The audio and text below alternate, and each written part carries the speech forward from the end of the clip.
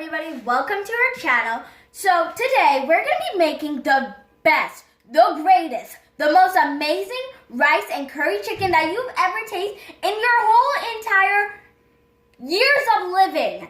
So we're first going to begin by taking our rice out. So you're first going to want to get out your 2 cups of rice with your green lentils. If you don't have these, run to the store, run wherever you can, get them because you're going to need them for your amazing, delicious curry chicken and rice. So now we're going to get a bowl of water. It has to be like, it doesn't have to be like a cup or stuff. It just has to fill the top of the rice. So you're gonna get that water and pour it in. Soaking the grains help to remove some of the natural occurring phytic acid in the grain, which helps improve your digestive system and speed up the cook time. How to soak? You're going to add rice with your grain to a large mixing bowl and cover with twice the amount of lukewarm water for 4 to 6 hours.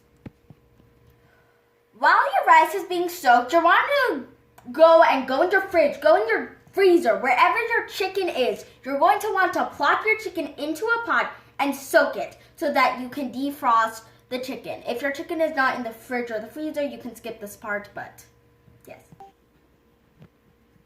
Alright, so while our rice is being soaked, we're right now soaking our chicken, and then we're getting ready to cut her up, and then we're going to show you guys how it looks when we cut up our chicken.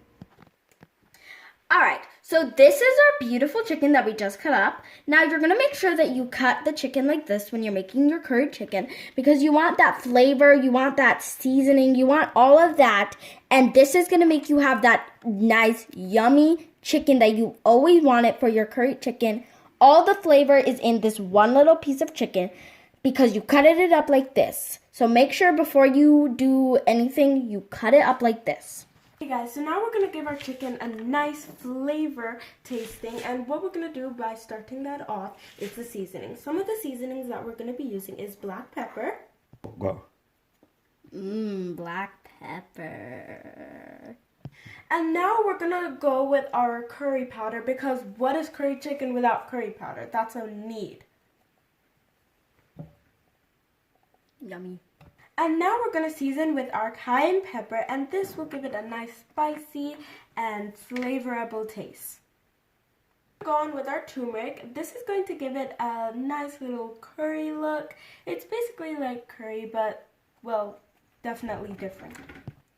Alright, now we're going to add our ground cinnamon to the mixture. Look at that delicious ground cinnamon that we have. We're going to just put a little bit. Don't put too much because then you're going to have this cinnamony vibe and it's not going to taste nice.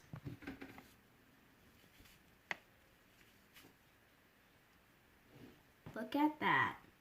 Now we're going to add our onion powder. That's going to make it taste tangy and nice, and you're going to really enjoy it when you put this onion powder in. Also, all of these ingredients that we are using today is all organic. If you do not have the organic version, it is not going to taste as good. Needs to be organic. Look at that onion powder. Let's add in our thyme leaves. This is going to taste so good. Once you're finished adding all of these seasonings in, you will not even believe it. Let's add those in because it's going to bring the whole thing together, you know?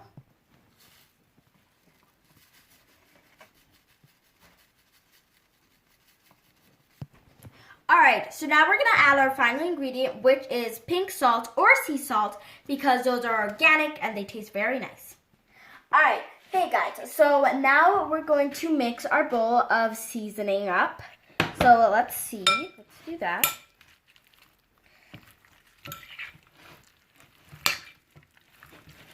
Alright everybody, so we're going to put a little bit of curry, a little bit more curry. In here just to season it up more. Alright everybody, let's continue to mix. Guys, we're going to put about 2 cups of apple cider vinegar in our chicken. And what apple cider vinegar does, it just helps to reduce or take away all the rawness in the chicken. Okay, and our second cup, and we're done. So guys, at this moment we have already pre-cut or pre-chopped 1 potato, we're doing some onions as well, and we will be using the carrot. So what we're going to do, we're going to put all of it in the chicken. I'm just going to marinate it, mix it up a little so it can marinate for a while. So here we go. And everybody have their different ways of doing it, but you know, this is our way that we're encouraging you to do. So that's the potato. This is the onions. Cut it fine. Don't let it cause you to have teary eye.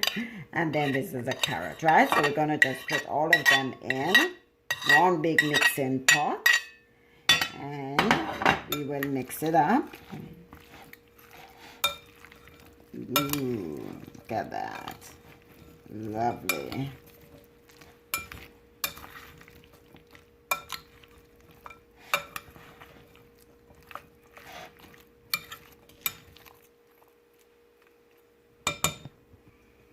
So we are going to let this marinate for another 5 minutes, and then you know most people do their marination overnight, but we are doing it today, so we're having it the same day. But yes, you can let it marinate for a little before you decide to go ahead and cook it, fry it, you name it. So at this time, we're going to turn on our oven, the stove. You know, you're going to let it turn up to very high because you want we're using a cast iron pot, as you can see. We want it to be very hot, and then when you turn up, you can turn it down, you know, just to gauge the temperature. So it's not hot as yet, so give it about 5 or so minutes. So guys, right now we are going to put in our chicken. You know, we try to go healthy, so we don't cook with oil. We tend not to use oil. A lot of people do, but it's really not healthy for you, right? So let's see, hear it. We hear it. Wow. So we're gonna let this marinate for go in the pot of meat and get some browning, a little brown. It doesn't have to be, you know, right? We're going to put this in. We're going to throw in the water. You see all your colors.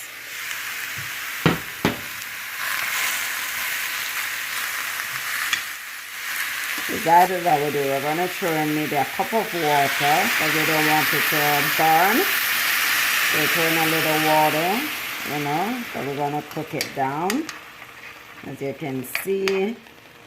So to go healthy, because you know everybody's trying to go the healthy route, you can either do it this way or you can do it in the oven. You can put your food in the oven, let it stay there for a little while.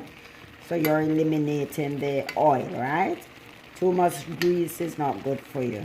See, we have enough here for, you know, 2 person dinner, mom and dad and a little kid, you know.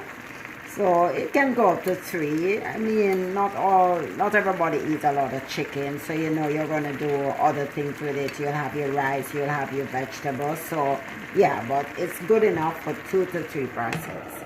And now we're going to cover it and we're going to leave it on for a little. And turn down the stove, as I mentioned before. I would say half, but maybe not exactly half. Maybe a quarter of it.